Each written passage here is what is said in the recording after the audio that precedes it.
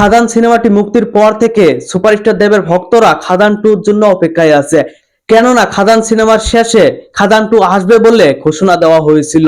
সেই থেকে সবাই অপেক্ষায় আছে খাদান সিনেমার সিকুয়েল কখন আসবে, কখন দেখা যাবে সুপারস্টার দেবকে নতুন রূপে।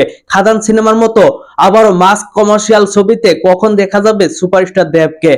সেই লক্ষ্যে নাকি এবারও এগোচ্ছে সুপারস্টার দেব। সুপারস্টার দেব নিজের ফিটনেস ঠিক করতে চলেছে, নিজের ফিটনেসকে চাঙ্গা করতে চলেছে, নিজের ইন্ডাস্ট্রিকে আবার চাঙ্গা করতে নিজের ফিটনেসও চাঙ্গা করছে।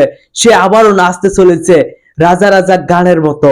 সে আবারও নতুন রূপে আসতে চলেছে, সে আবারও নতুন লুকে আসতে চলেছে, দর্শকদের মুগ্ধ করতে আসতে চলেছে। খাদানের মতো আবারও একটি মাস কমার্শিয়াল মুভি বাংলা ইন্ডাস্ট্রিতে আনতে চলেছে। কলকাতার ইন্ডাস্ট্রিতে আবারও একটি নতুন চমক নিয়ে আসতে চলেছে সুপারস্টার দেব। খাদান সিনেমাতে কিন্তু যিশু সেনগুপ্ত ভিলেন রূপে ছিল, তবে খাদান 2 তে এর চেয়েও আরো বড় চমক থাকতে পারে। ইয়েস, এর চেয়েও আরো অনেক বড় চমক থাকতে পারে এমন কথাও শোনা যাচ্ছে। বিভিন্ন গণমাধ্যম থেকে এমন তথ্য পাওয়া যাচ্ছে।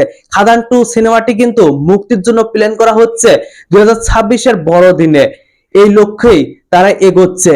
এই সিনেমার শুটিংও নাকি খুব শীঘ্রই শুরু করা হবে। প্রজাপতি 2 শুটিং শেষের পর এই সিনেমাটির শুটিং কাজ শুরু হওয়ার কথা শোনা যাচ্ছে।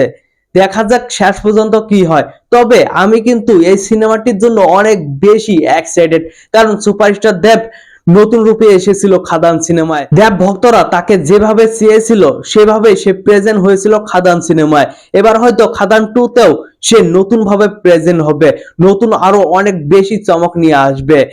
রঘু ডাকাত সিনেমার ইতিমধ্যে শুটিং শেষ করেছে সে, এখন স্ক্রিপ্ট লেখা শুরু করেছে খাদান 2। ইতিমধ্যে এই সিনেমাটির প্রি প্রোডাকশনও নাকি শুরু হয়েছে। দেখা যাক এই সিনেমায় আরো কত বড় চমক দেখা যায়।